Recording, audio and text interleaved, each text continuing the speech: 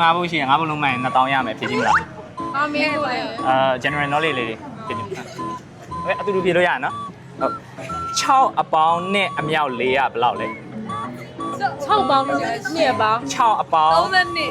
6အပေါင်းနဲ့အမြောက်4 16ပေါင်းလားရှင်းလေးလီစနစ်စလေး စလိန်တော့ပါတယ်မှန်ပါတယ် အော်တကယ်ရလား ဟုတ်ကဲ့ တကယ်ပြ ဟုတ်ကဘာပေါ်မှာဖျားစီတွေအများဆုံးနိုင်ငံ A ကမြန်မာ B ကအိန္ဒိယ C ကနီပေါ D ကအင်္ဂလန် နီကိုအိန္ဒိယ အိန္ဒိယလားအိန္ဒိယလားမြန်မာလားနီပေါလား မြန်မာ မြန်မာဟုတ်ပါတယ် ဟုတ်ပြီ ကဲနောက်တစ်ပုဒ်9000ပါကဘာပေါ်မှာအချမ်းသာဆုံးလူကဘာတူလဲ အိုက်စတိုင်း မကဘာပေါ်မှာအချမ်းသာဆုံးလူဟ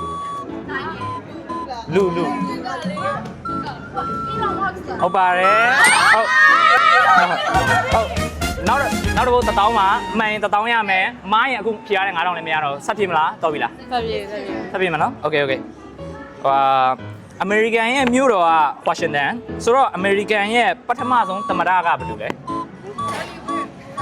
ကြားတော့ကြား